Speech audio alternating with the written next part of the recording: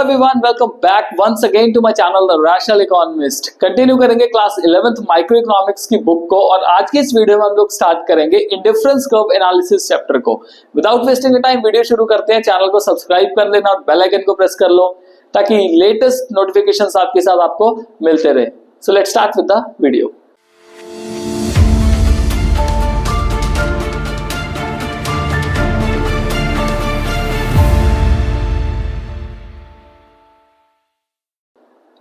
Okay students, last chapter में हम लोगों ने कंज्यूमर इक्विलिब्रियम यूटिलिटी एनालिसिस के बारे में पढ़ा था और यूटिलिटी एनालिसिस को मेजर करने के लिए हम कार्डिनल यूटिलिटी अप्रोच को क्या करते हैं, यूज करते हैं, जो कि अल्फ्रेड मार्शल ने दी थी। मार्शल के अकॉर्डिंगली अगर हम कोई भी चीज कंज्यूम करते हैं तो उसकी सेटिस्फेक्शन को हम यूटिल्स में मेजर करते हैं। तो the standard units to measure utility is util. अब ये यूटिल क्या है? यूटिल है नंबर्स जैसे 1 2 3 4 5 एंड सो ऑन। अगर मान लो कोई पर्सन कोई कमोडिटी कंज्यूम करता है तो उसको उस कमोडिटी को कंज्यूम करने के लिए क्या मिलती है? सेटिस्फेक्शन के तौर पे यूटिल्स मिलती है। अगर कोई बंदा गन्ने का जूस बड़ा ग्लास 20 रुपए कंज्यूम करता है तो मान लो सपोज उसको 5 यूटिल्स मिल रहे हैं।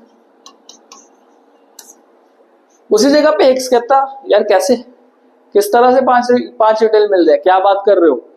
क्या आप इस चीज को मेजर कर सकते हो कि आपको अगर आप जूस का ग्लास पी रहे हो तो आपको उससे 5 यूटिल मिल रहे हैं, 6 यूटिल मिल रहे हैं? नहीं कर सकते आप लोग मेजर।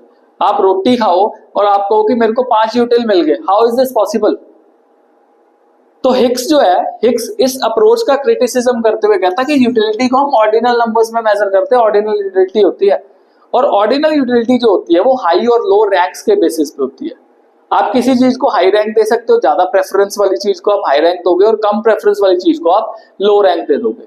अगर आपने कंपेयर करना है गन्ने के जूस के ग्लास से और मौसम्मी के जूस के ग्लास से तो आपको जो चीज पसंद है आप उसको हाई रैंक प्रेफर करोगे। लेट्स से आपको मौसम्मी का जूस पसंद है तो मौसम्मी के जूस का हाई रैंक हो जाएगा और गन्ने के जूस का रैंक क्या हो जाएगा? लो हो जाएगा।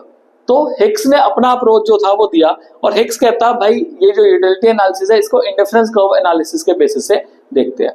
अब इस चैप्टर को समझने के लिए हमें कुछ 5 अजम्पशंस जो है वो ध्यान में रखनी है, क्योंकि ये अजम्पशन के बेसिस पे काफी सारी चीजें जो है वो टिकी हुई है।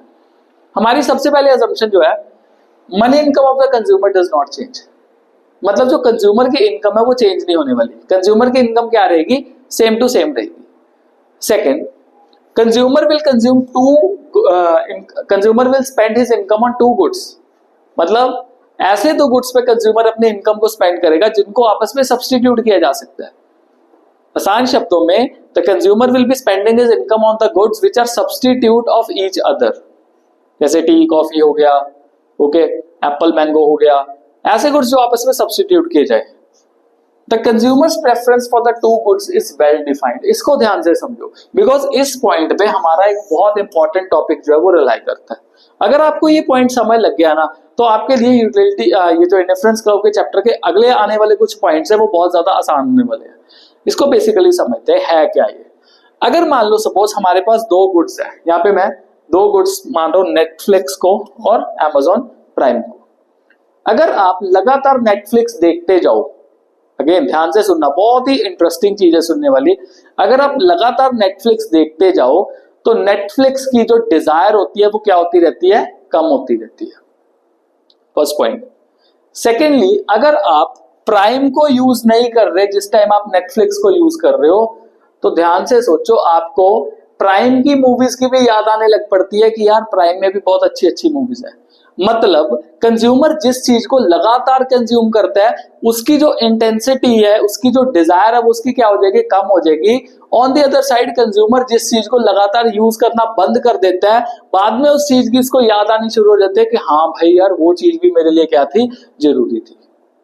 होपफुली यहां तक क्लियर हुआ आपको। अगर आप मान लो सपोज लगातार टी का कंजम्पशन कर रहे हो तो टी का डिजायर जो है वो कम होगा ही होगा, law of diminishing marginal utility. On the other side किसी ना किसी दिन आपको कॉफी की भी याद आनी शुरू हो जाएगी, यार कॉफी में छोड़ दिया, कॉफी को छोड़ दिया, कॉफी भी कंज्यूम करता हूं। तो कंज्यूमर की प्रेफरेंस हमेशा वेल डिफाइंड होती है। More of a good always give more satisfaction to the consumer. जितना ज्यादा कंज्यूमर को गुड्स मिलता रहेगा उतना ज्यादा कंज्यूमर को सेटिस्फेक्शन मिलता रहेगा। जितना ज्यादा कंज्यूमर कहे ना आन दो, जितना मर्जी आता रहे, consumer will be more satisfied. इसको कहते हैं मोनोटोनिक प्रेफरेंसेस। ये भी हमारे काम आने वाली है हम जब प्रॉपर्टीज पढ़ेंगे। And last is consumer is rational, समझदार कंज्यूमर है, कंज्यूमर को पता है कि उसको अपना सेटिस्फेक्शन किस तरह से मैक्सिमाइज करना है। समझ गए? इन अजम्पशंस पे हमारे काफी सारे पॉइंट्स जो आगे निकलने वाले हैं। अगला टॉपिक हमारा है indifference set. Now indifference set is the set of combination of two goods that is good X and good Y that a consumer can consume and each set will give same level of satisfaction. जो indifference set होता है वो क्या होता है? Set of combination of two goods that is good X and good Y that a consumer can consume and these combination offer the same level of satisfaction. अब हमारे पास दो सेट्स ऑफ गुड्स है जो आपस में एक दूसरे के क्या होने चाहिए? सब्सटीट्यूट होने चाहिए। तो मैंने यहाँ पे लेज का पैकेट ले लिया और अंकल चिप्स का पैकेट ले लिया, आपस में सब्सटीट्यूट किया जा सकता है? नहीं किया जा सकता। एक टेबल फ्रेम करते हैं, यहाँ पे number of units of good X will be 1 2 3 and 4 और यहाँ पे number of units of good Y will be 10 7 5 and 4। तो इस तरह से हमने टेबल जो है वो ड्रॉ कर दिया। आप किसी भी दो सब्स्टिट्यूट गुड्स को ले सकते हो, आपकी मर्जी है। मैंगो जूस एप्पल जूस लेना है वो ले लो, मैंगो जूस ऑरेंज जूस लेना है वो कंसिडर कर लो। आपका मन है मैंगो और ऑरेंज कंसिडर करने का, आप वो कंसिडर कर सकते हो। आपका मन है टी और कॉफी को करने का, तो आप वो कर सकते हो। ठीक है, that is up to you completely, कोई भी एग्जांपल आप कर सकते हो।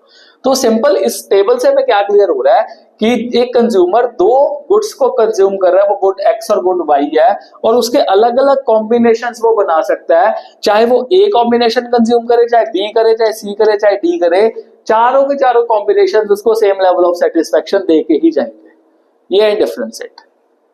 ओके, इसमें ये कम क्यों हो रहा है, ज्यादा क्यों हो रहा है, ये बाद में समझते हैं क्यों हो रहा है, बिकॉज ये प्रॉपर्टी में हमारा क्या हो जाएगा, क्लियर हो जाएगा पॉइंट। नेक्स्ट वन आता है indifference curve, the graphical representation of indifference set. जब हम इस इंडिफरेंस सेट को एक ग्राफ फॉर्म में प्रेजेंट करते हैं तो उसको हम क्या मानते हैं? इंडिफरेंस कर्व मानते हैं। Now which shows the combination of two goods that is good X and good Y that a consumer can consume. Again वही जो बात है मैंने बार में फिर से रिपीट कर दी। अब अगर इसका हम ग्राफ फॉर्म करें तो ये हमारे पास Y गुड, ये X गुड। तो X गुड हमारे पास लेज है और Y गुड हमारे पास क्या है?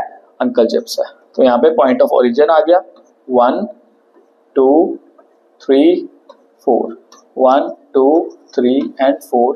यहाँ पे 2 2 का गैप ले लेते हैं, 2 4 6 8 and 10। फाइन। जब ए कॉम्बिनेशन है तो ए कॉम्बिनेशन में जो लेज है वो 1 यूनिट है और जो अंकल चिप्स है वो कितने यूनिट्स है? वो 10 यूनिट्स है। तो ये मेरा ए कॉम्बिनेशन बन गया। बी में लेज के 2 यूनिट्स हैं और अंकल चिप्स के 7 यूनिट्स है, तो ये मेरे पास बी बन गया।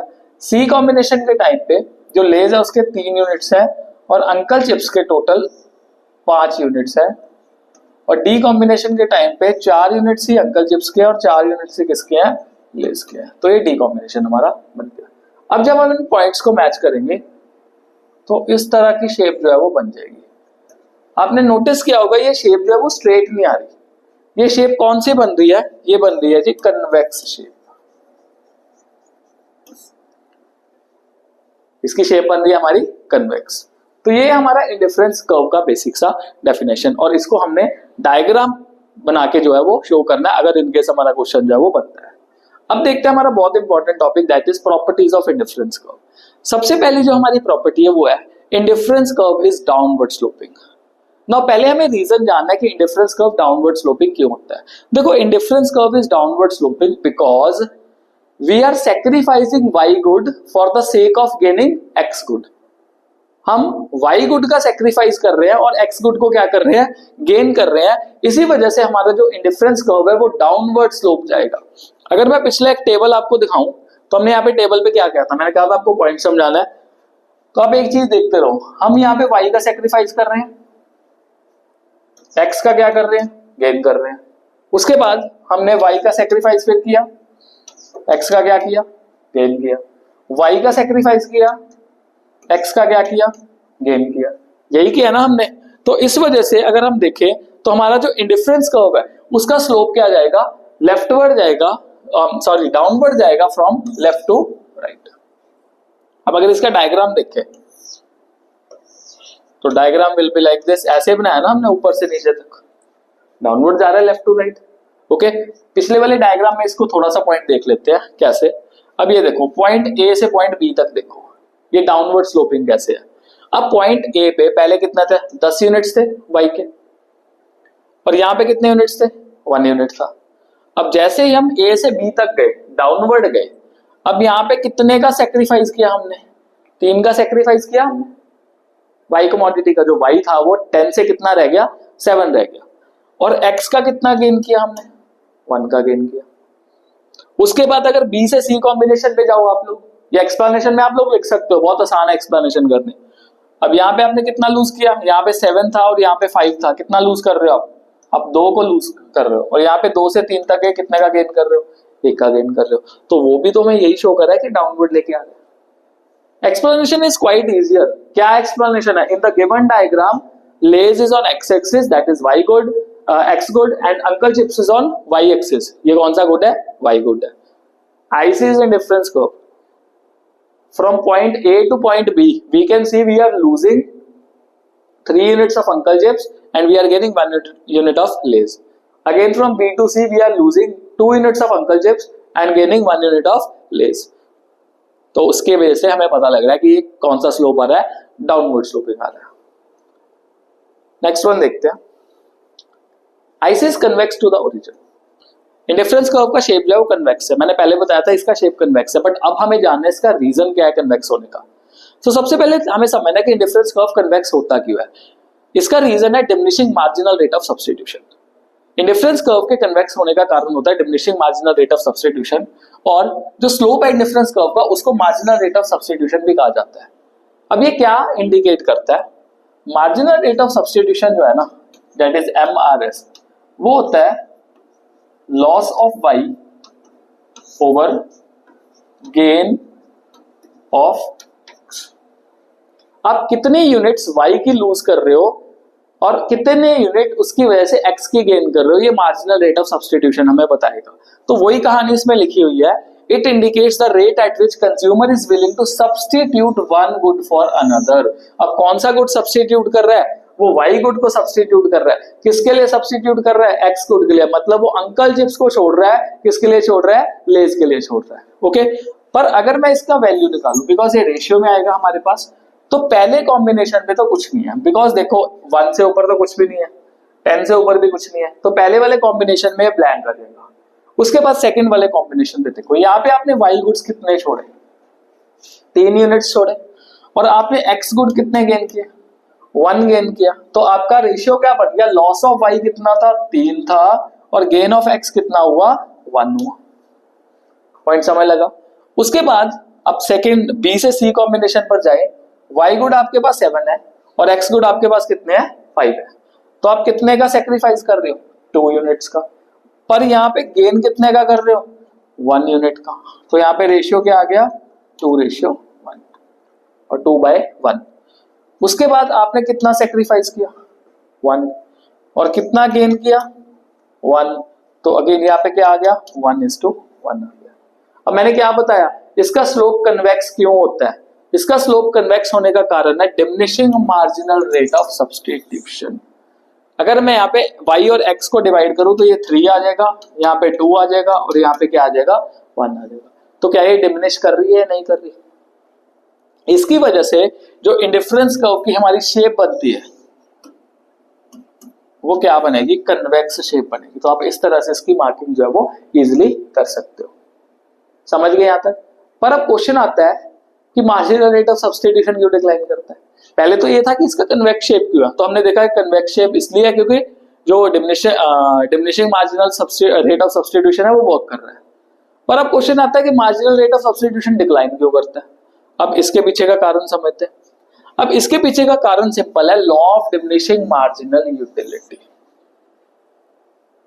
इसी वजह से जो इंडिफरेंस कर्व है वो कन्वेक्स निकल के आती है to the point of origin. अब इसके लिए हमें जो हमने प्रॉपर्टी पढ़ी ना थर्ड वाली, the consumers preference is well defined, उसको ध्यान से समझना पड़ेगा। अगर कोई कंज्यूमर लगातार लेज कंज्यूम करता है तो law of diminishing marginal utility क्या कहती है, उसकी लेज की जो सेटिस्फेक्शन है वो कम होगी या बढ़ेगी, सिंपली कम होगी।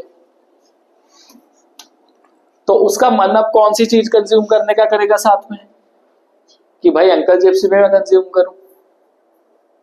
ओके, तो जब वो लगातार लेस को कंज्यूम करेगा उसका सेटिस्फेक्शन कम होगा। ऑन द अदर साइड अगर वो लेस कंज्यूम कर रहा है तो कहीं ना कहीं अंकल चिप्स को किसी ने टाइम पे उसने छोड़ा हुआ है, तो अब उसका अंकल चिप्स खाने का भी मन करेगा, तभी अंकल चिप्स का भी कम से कम सेक्रीफाइस करने की कोशिश करेगा, बिकॉज कंज्यूमर को जितना गुड मिल जाए उतना कम है। More of the goods will give more satisfaction to the consumer.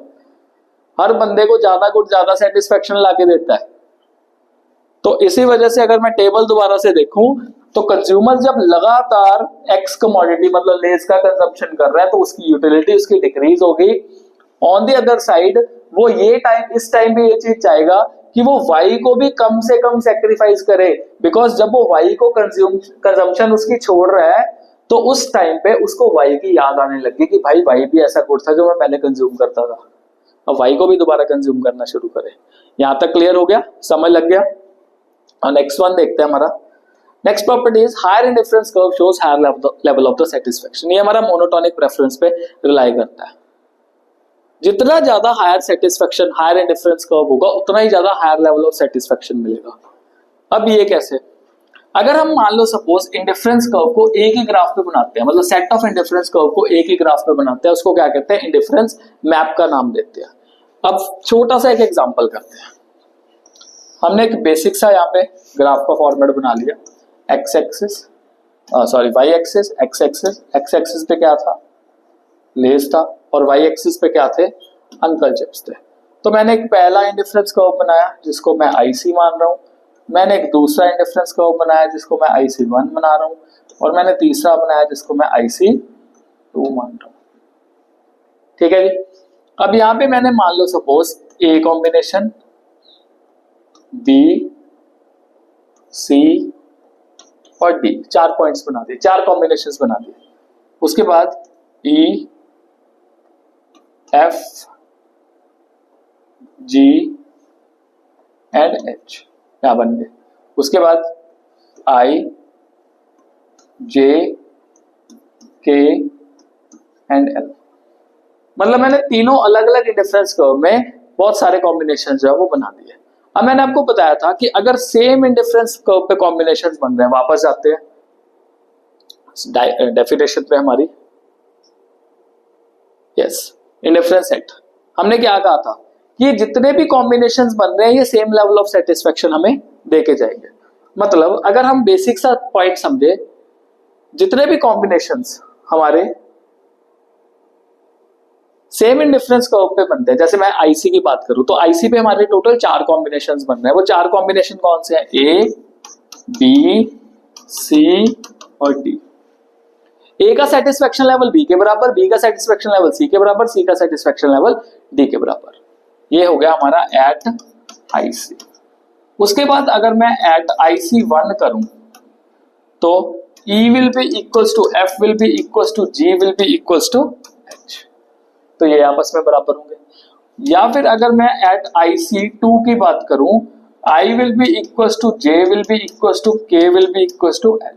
मतलब डिफरेंट इंडिफरेंस कर्व पे जो डिफरेंट कॉम्बिनेशंस बनते हैं वो सेम लेवल ऑफ सेटिस्फेक्शन अपने आप को देके जाए। जैसे ए, बी, सी और डी आपस में बराबर है, ई, एफ, जी, एच आपस में बराबर है, आई, जे, के, एल आपस में बराबर है। पर क्या ए ई के बराबर है, आंसर इज नो। क्या ए आई के बराबर है, आंसर इज नो। क्या बी एफ के बराबर है, नो। क्या सी जो है वो के बराबर है, नो। ये आपस में बराबर नहीं है। मतलब जो सेटिस्फेक्शन लेवल है ना IC2 का वो ज्यादा होगा एज कंपेयर टू IC1, और ये और ज्यादा होगा, IC1 किससे ज्यादा होगा, IC से ज्यादा होगा। मतलब जितना हायर लेवल पे जो है हमारे कॉम्बिनेशंस बन रहे हैं, जितना हायर इंडिफरेंस कर्व है उतना हायर सेटिस्फेक्शन हमें देखने को मिलेगा। ऐसा क्यों, अगर मैं इसको एक पॉइंट से आपको समझाऊं, अगर मान लो सपोज मैं यहाँ पे पॉइंट लगाता हूँ, ये देखो ये मैंने लाइंस लगा दी यहाँ पे। ओके, यहाँ पे अंकल चिप्स की मान लो 4 यूनिट्स हम कंज्यूम कर रहे हैं। यहाँ पे अगर मैं नीचे लगाऊं परपेंडिकुलर एक बनाता हूँ, लेस की कितनी यूनिट होगी, 1।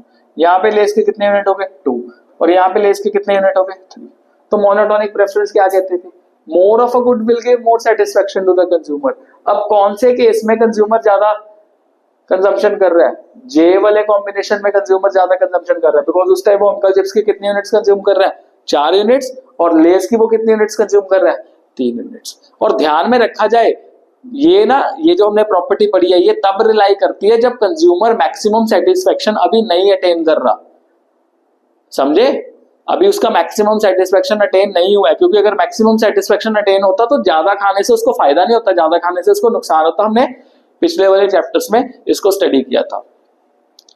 नेक्स्ट प्रॉपर्टी जो कि इसके साथ रिलेट करेगी, आईसीज डू नॉट क्रॉस और इंटरसेक्ट ईच अदर। दो इंडिफरेंस कर्व ना ही आपस में क्रॉस करती है ना ही आपस में इंटरसेक्ट करती है। पर अगर क्या हम करके दिखा दें इसको, अगर करके दिखाएंगे तो क्या रिजल्ट निकल के आता है वो देखते हैं।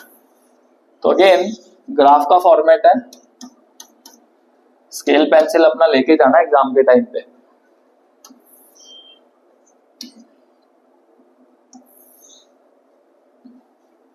हम अभी कह रहे हैं कि इंडिफरेंस को आपस में इंटरसेक्ट नहीं करते, बट अभी हमने इंटरसेक्शन करके देख लिया, अभी हमने क्रॉस करके देख लिया। चलो फिर भी देखते हैं क्या बनता है। यहाँ पे मान लो सपोज ए पॉइंट आ गया, यहाँ पे आ गया बी पॉइंट, यहाँ पे आ गया सी पॉइंट, ठीक है।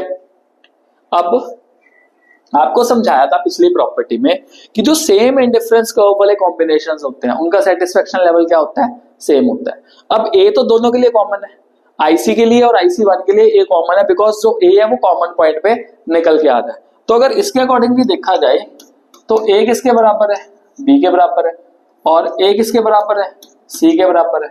तो मैथमेटिक्स में कहते हैं ना, अगर ए बी के बराबर है, ए सी के बराबर है, तो बी और सी भी आपस में क्या होने चाहिए, बराबर होने चाहिए। पर ये तो गलत है भाई, कोई लॉजिकल रिजल्ट नहीं है। क्यों लॉजिकल रिजल्ट नहीं है? बिकॉज अभी हम पीछे पढ़ के हटे हैं कि जो हायर लेवल पे होगा वो हायर सेटिस्फेक्शन देगा। अब ए पे तो देखो दोनों बराबर है, कोई दिक्कत वाली बात नहीं है। पर अगर मैं बी और सी को कंपेयर करूं तो बी की बेटा यहाँ पे कितनी यूनिट्स होगी, बी की मान लो यहाँ पे 4 यूनिट है, और सी की यहाँ पे कितनी यूनिट है, 5 यूनिट्स है। तो बताओ अब सी कॉम्बिनेशन पे ज्यादा सेटिस्फेक्शन मिल रहा है या बी कॉम्बिनेशन पे ज्यादा सेटिस्फेक्शन मिल रहा है? डेफिनेटली सी कॉम्बिनेशन पे ज्यादा सेटिस्फेक्शन मिल रहा है। क्यों सी पे ज्यादा सेटिस्फेक्शन मिल रहा है? बिकॉज सी जो है वो बी से हायर लेवल पे है, इस वजह से। और इसी वजह से ये जो इंटरसेक्शन वाला काम है वो पॉसिबल ही नहीं हो सकता, हमारे लॉजिकल रिजल्ट से नहीं निकल के आएंगे। अभी हम पिछली प्रॉपर्टी में बात कर रहे हैं जितना हायर लेवल पे इंडिफरेंस का होगा उतना हायर सेटिस्फेक्शन होगा, यहाँ पे हम बराबर की बात कर रहे हैं, तो कॉन्ट्राडिक्टरी हो गई है completely. Last property, IC does not touch x axis और वाई एक्सिस। आईसी ना तो एक्स एक्सिस को टच करेगा ना ही वाई एक्सिस को, पर हमने तो उल्टे काम करना है, हमने टच करके दिखाना है। मान लो सपोज यहाँ पे हम एक्स एक्सिस को टच कर रहे हैं, ओके, एक्स एक्सिस को टच कर दिया, और इस डायग्राम में सपोज मान लो सपोज हम यहाँ पे वाई एक्सिस पे टच कर रहे हैं, ठीक है। लो जी, अगर यहाँ पे हमने एक्स एक्सिस पे टच किया तो भाई लेज तो कुछ ना कुछ खा रहे हैं, लेज मान लो सपोज 5 यूनिट्स हम कंज्यूम कर रहे हैं, पर अंकल चिप्स की कितनी यूनिट्स है, 0 यूनिट्स है। That mean Uncle Chips consume ही नहीं कर रहे। पर नहीं, ऐसा नहीं है, कंज्यूमर जो है वो 2 गुड्स कंज्यूम करेगा, ये हमने पहले कहा हुआ है, consumer will consume those 2 goods which are substitutes of each other. तो यू कैन नॉट से कि अगर मान लो सपोज हम इसको टच कर देते हैं तो हम अंकल चिप्स का कंजम्पशन नहीं करेंगे, तो बना दें, but this is not possible. यहाँ पे अंकल चिप्स का कंजम्पशन 0 हो जाएगा, वो हमने नहीं करना, because IC analysis consider the consumption of 2 goods simultaneously. Simultaneously मतलब इकट्ठे खाना ही है हमने। और अगर हम यहाँ पे वाई एक्सिस पे इसको टच करते हैं तो वाई में मान लो सपोज अंकल चिप्स के 10 यूनिट खा रहा है, on the other side lace के कितने यूनिट्स खा रहा है जी, 0 यूनिट खा रहा है। तो यहाँ पे एक्स गुड का कंजम्पशन कितना हो गया, 0 हो गया, और वाई गुड का कंजम्पशन जो है वो है, क्या वो पॉसिबल है? Answer is again no. तो ना ही इंडिफरेंस कर्व एक्स एक्सिस को टच करेगा, ना ही इंडिफरेंस कर्व वाई एक्सिस को टच करेगा। तो आज की वीडियो में इतना ही हमने इंडिफरेंस सेट के बारे में पढ़ा, अजम्पशंस पढ़ी, इंडिफरेंस कर्व के बारे में पढ़ा, 5 प्रॉपर्टीज की। होपफुली आपको समझ लग गई हो। Till then bye bye, part 2 में मिलेंगे एंड स्टे ब्लेस्ड ऑल।